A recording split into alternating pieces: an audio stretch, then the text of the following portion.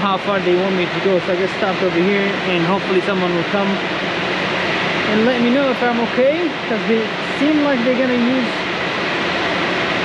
that area to load me. I don't know.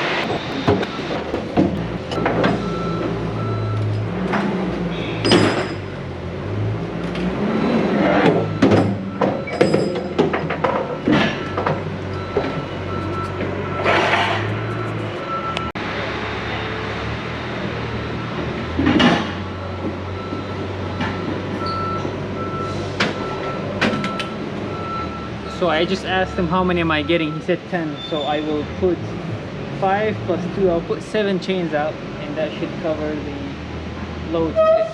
The load weighs 39,000 or 38,000 pounds, so I only need 7 chains. No, it's not. You want me to pull out when you're done? Yeah, you can. Yeah, sure. If it does look like it's going to start, back if you have to, you can back under the overhang under one door, just that in front of the door. Now otherwise you're good to stay out there and do what you do.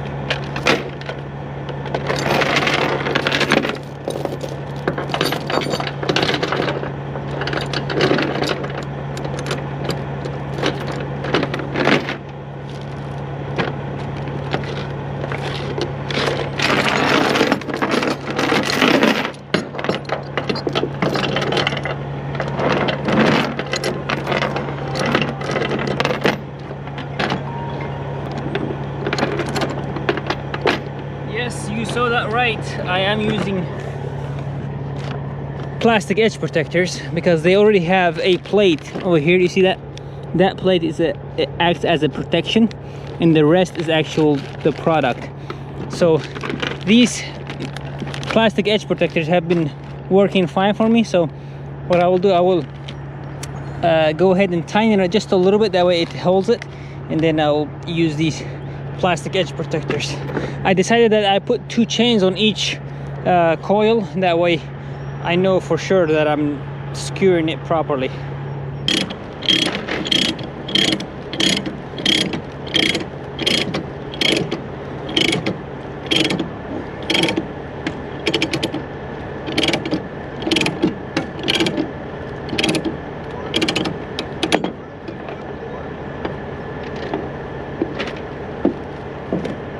So this purge valve over here is constantly leaking. I noticed that 2 days ago, so I stopped by a Kenworth and bought a new purge valve, and we will attempt to replace it today. Let's see if we can do it or not.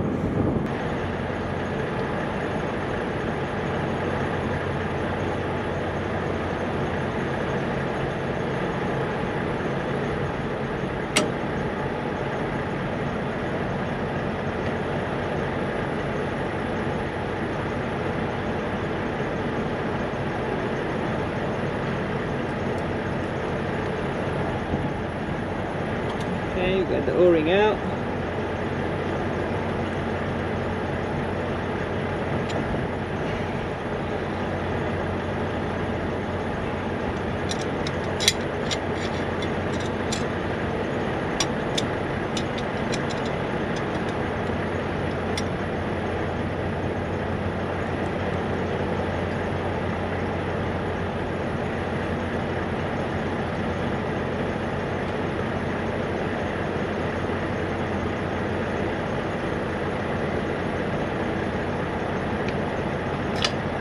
Nice.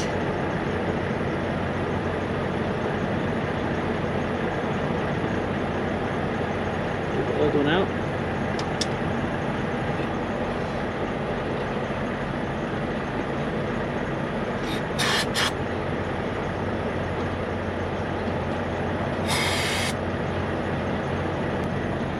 kind of difficult to spray something that is facing upwards. So, but we got it cleaned.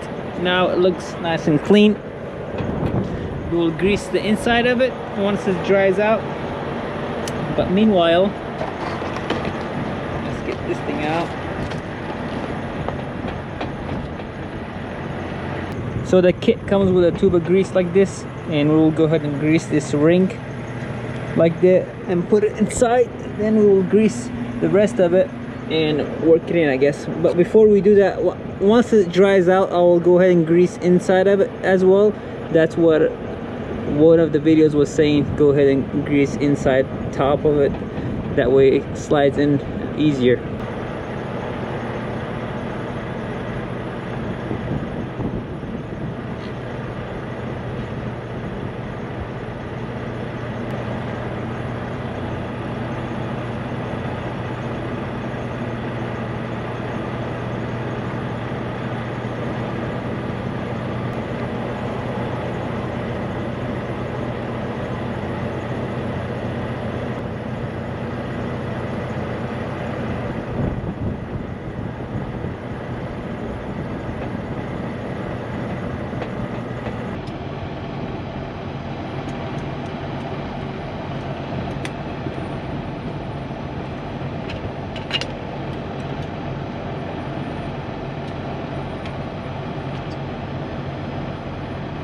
Alright, we got it in there, nice and tight. So let's go ahead and run the truck and fill up the air and see if it's leaking. So we built the pressure to 130 and there was no problem. One thing I wanted to mention is that, you know how I greased this metal ring and put it inside? Apparently there are two different models of the air dryer. One of them takes these rings and one of them doesn't.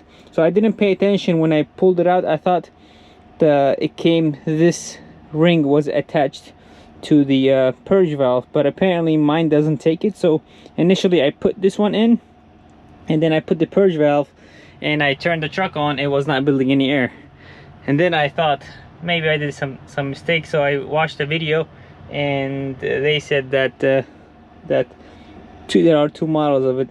If the one that you took out, that it didn't have this one with it, that means like whatever you're gonna put in, you're not gonna put the metal ring, you're just gonna put the purge valve right away and you're good to go. So that's what I did. I took it out, took this one out. Well, I took the purge valve off, took the metal ring out, and then put the purge valve back in, and then put the snap ring right in there, and we're good to go.